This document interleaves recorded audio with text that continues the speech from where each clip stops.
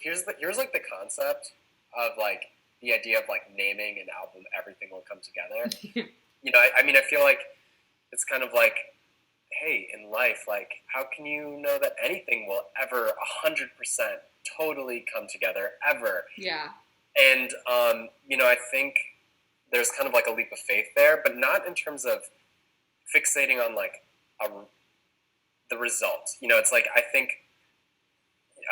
like in the case of like a relationship, for instance, I think like the big idea behind the album that I'm still in the middle of exploring. I think it's like with if there's someone you have a crush on, I think an aspect for my personal journey is kind of has been like, if you know if that person you have a crush on, if them liking you back, is going to be the thing that decides how you feel about yourself. Like that to me is where it's kind of like the road gets rocky in different ways, in terms of like the pressure on that relationship, and also what you might have at stake in terms of your own self-worth and your own just kind of like I don't know, way of existing. And I think it's super hard to not be attached to the result if you have a crush on someone because you are so into them. And I think the focus for me, I think it's kind of in many things. I think it's like with music, professional things, whatever. I think so much of the journey on the outside is really just a reflection of that inward journey. And I think it's like I think that the more that I am kind of like my best self, and the more that I feel that sense of inner completeness and wholeness, which is a difficult thing and it's a moving target. I think like then it almost kind of the way it's meant to work out, it will work out. And if it's with a different person, okay. And I think it's kind of like it definitely requires like these leaps of faith, which are scary if you're an overthinker, which I am, because I'm like, well, what about this? And what about this? And it's, ultimately some of that thinking can be counterproductive. Totally. And, I think to kind of answer the other points of your question about like concept and stuff, I feel like such a big part of singing and writing songs is just about like getting the feelings out of you, even if you didn't know that they had them. So like on my album Home, which was like an album where I was like super scared about trying to sing for the first time, and like and was like like I was like everyone's gonna hate this. I was super insecure, and a lot of the songs started like Can't Hang, which is a song that a lot of people kind of have a connection to like that, which blows my mind. That was a song where I was singing into my iPhone, not even aware of what was coming out of my mouth. I was just like, I wasn't thinking like, oh, I want to write a song right now. I was just like, the feelings just had to come out while I was sitting on the floor of my bathroom in a like state of like a like existential crisis. And I think there's on the part 2 of this album, there's some songs that I wrote in that period of time that I wasn't able to finish. Maybe because of like a production thing, but maybe because part of the personal journey hadn't arrived. And it's like, which I think is that's like the dopest thing about songwriting is like, dude, it's like, it's therapy. Like, think about it. Like, think about the stuff that you feel day to day that you don't get a chance to like say out loud to another person because it's too personal. And you're worried that maybe they'll judge you for it. I recommend like, trying your best.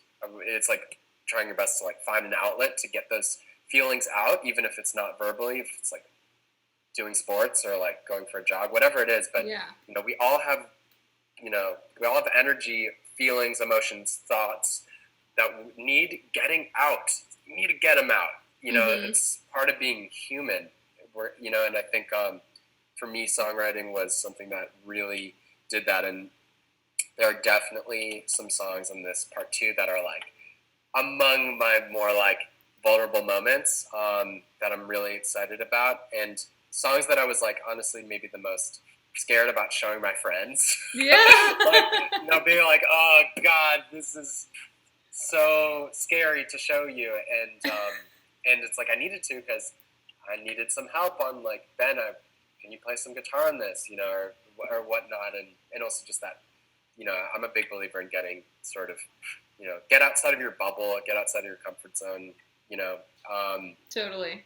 But so there's a lot of Cool. vulnerable stuff on this new album, but also I think a lot of collaborations, I think, was like another big part of it. I kind of, on Everything Will Come Together Part 1, many of the songs I wrote and created while on tour, and I would write them like on my laptop for the most part, or kind of like kind of, maybe I had some downtime in between shows with the band, and so I was just like, I want to do something, and I feel like a lot of it, I felt like I wanted more collaboration, and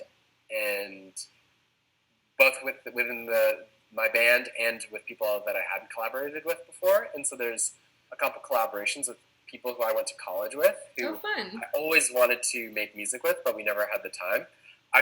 It's funny because there's just so many people that I met. Yeah. Who I was making music with in school, just because there's great people everywhere you look, and it's just like, do you notice them and do you make the time? And both things can be challenging. But one of the dudes who we've made a song with, it's so funny.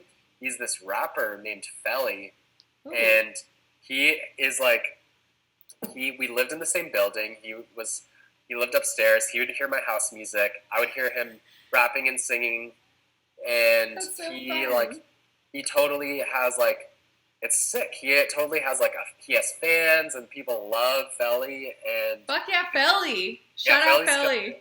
He's got like a totally. I think a lot of people would be really surprised that we would know each other, be friendly, be friends, make music together, and the song is really fun. It's not really rap. It's like he's singing, but it has that sort of touch to it. So he's one, and then just want to shout out these two dudes who have a project called Fabric, spelled with a Q, Fabrik, and they're really dope. Their music is crazy. It's like